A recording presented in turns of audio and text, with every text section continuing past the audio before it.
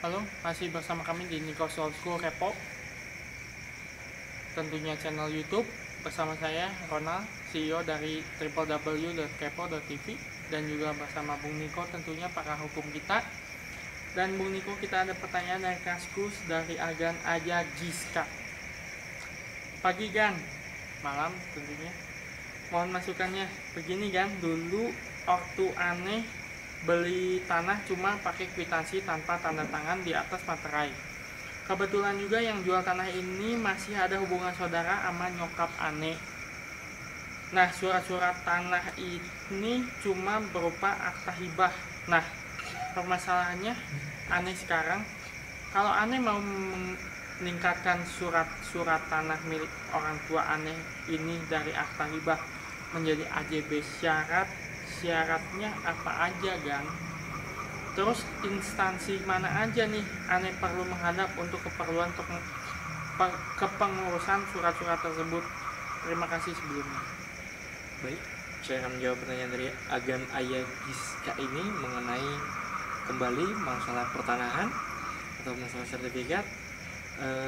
Begini, kita coba klarifikasi dulu, luruskan.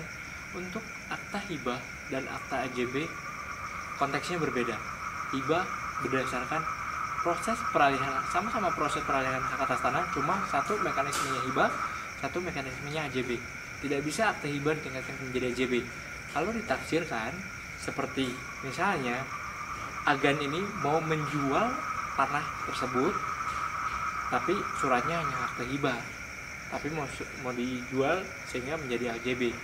Untuk akta yang kepemilikan tanah yang berdasarkan akta PPAT itu diakui haknya sama negara sebelum dikeluarkannya peraturan BPN yang baru ini, tapi diberi waktu kesempatan untuk mengkonversi akta PPAT tersebut kepada sertifikat.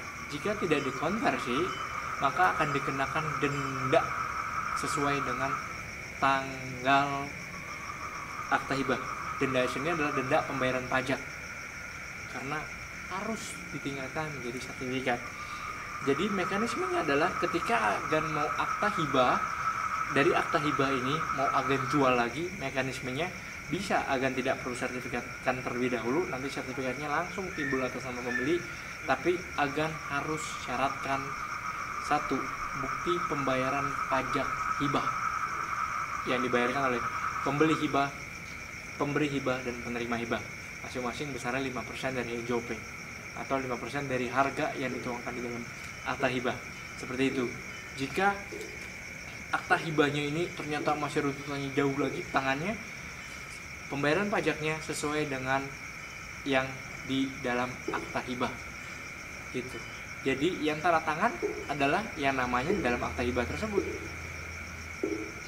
Seperti itu. Jadi mekanismenya Agan harus datang ke PPAT atau harus datang ke notaris. Kemudian jika belum bayar pajak, Agan harus datang ke kantor pajak. Karena untuk masalah tanah ini masih dalam kewenangan otonomi dari kantor pajak, bukan kantor pajak daerah, tapi kantor pajak. Kantor pajak pertama yang ada di daerah-daerah, yang tempat bikin NPWP. Nah, Agan harus bayar, datang ke sana. Dan biasanya untuk pembayarannya di-linkkan dengan bank daerah setempat. Contoh, jika di Bandung, BJB, di Jakarta, Bank DKI, pembayarannya kedua bank tersebut. Seperti itu. Jadi, Agan mekanismenya kalau mau menjual tanah yang dasar kepemilikannya adalah akta hibah, apalagi namanya masih nama pemilik sebelumnya, bukti-bukti bayar pajaknya itu harus dilampirkan. Tidak bisa tidak. Seperti itu. Oke. Semoga cukup jelas dan cukup mencerahkan.